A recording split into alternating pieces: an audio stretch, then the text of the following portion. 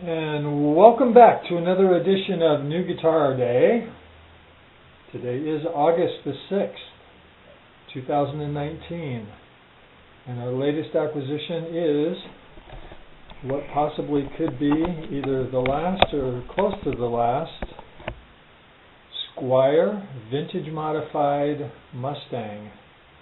Got this at a place called Zounds.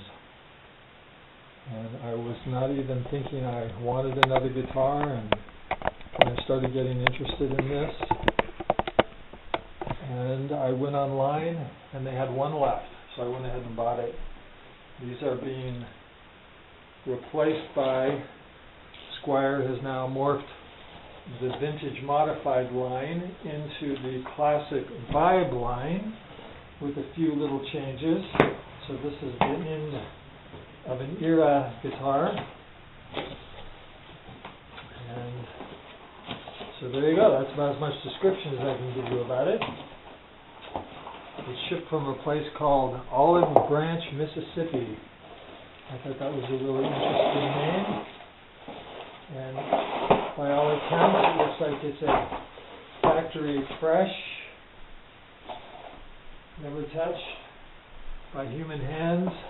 Once it left the factory in Indonesia, comes with the typical Squier accoutrements. And again, if I didn't mention it, vintage white, which is an interesting color because it actually looks a lot more yellow than one would expect. But there it is. These come with the Indian Laurel fretboard, which is weird looking to say the least. But there you go. It's not a light guitar by any stretch. Got some pounds on it. I'm going to guess, just based on my experience, let's pull it into camera range. Based on my experience, I'm going to guess that this guitar weighs in somewhere in the 8-pound range. It's going to be my guess. So there you go. We're getting really quick at this. I'm going to put this on hold for a moment. I'm going to weigh it, bring it back, and then I'm going to play it. Well, it comes in at 7.2 pounds, which I'm surprised. It feels like it's a lot heavier. So there's not much to do. I mean, it's a brand new guitar, so one would expect that it's in pristine condition. No neck pocket cracks, no obvious finish defects. You always look at it a little careful when you get it and check it out. But it looks like a really pretty guitar. It all comes down to playability. If it plays fine, it's a keeper. If a rattle box like some people claim that it is, maybe it's not. I have no idea. So I'm going to go plug it in, take it for a spin, and I'll be back. Okay, we're back. I just played the guitar for about a half hour. I'm going to play it a little more. It's actually quite a nice guitar. Although my one comment is I have owned and currently own a few other vintage modifieds. And the quality on this doesn't quite feel the same.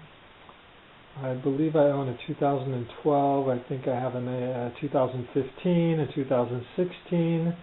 This is a 2018, and it was the end of the model run, and maybe they just weren't putting their heart and soul into it. Again, not a bad guitar by any stretch. The action's high. The fret ends are quite sharp, which is really surprising because I've got Squier bullets that cost 3 times less that actually had better dressed fret ends. Again, I don't know if it's a factory thing. You probably can't see this little details. This is already peeling back, which sort of leads me to believe that this guitar, while not played heavily, is not a factory fresh brand new guitar. That's just my suspicions from having bought many of these.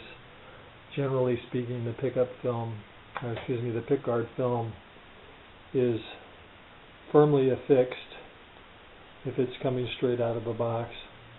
And the other thing that's sort of a surprise to me, you can't really tell. Let me turn on the light. The color as it was advertised was much whiter. This definitely has a more yellow tint to it. Either you really can't see it through the camera. I'm looking at it. There you get more of an idea.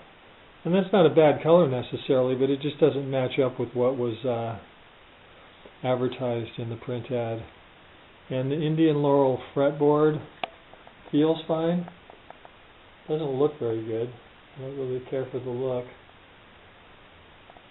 But there you go. We're keeping these quick. All in all, it seems like a decent guitar. I'm not really sure what I'm going to do at this point. I may return it and take the hit, whatever come what may.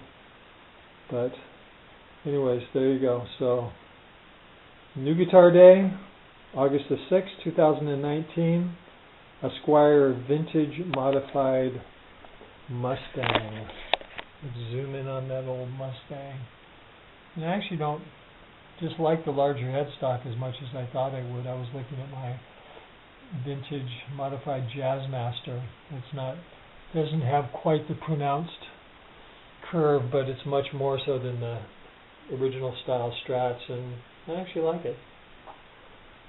So there you go, new guitar day. So I had to get some film of Kitty inspecting box because that's what I always do. But the conclusion is, this guitar is going back. The quality was just not what I was hoping for. I think the vintage modified, you pay a bit of a premium over the Bullet, the Affinity, the Standard. It just wasn't what I was hoping. So talked to a fellow at Zounds, and he's going to send me an authorization code. So this is the final conclusion of our brief adventure. From the moment I decided that it was going back, I wrapped it up. I didn't play another note on it. I thought that wouldn't be fair.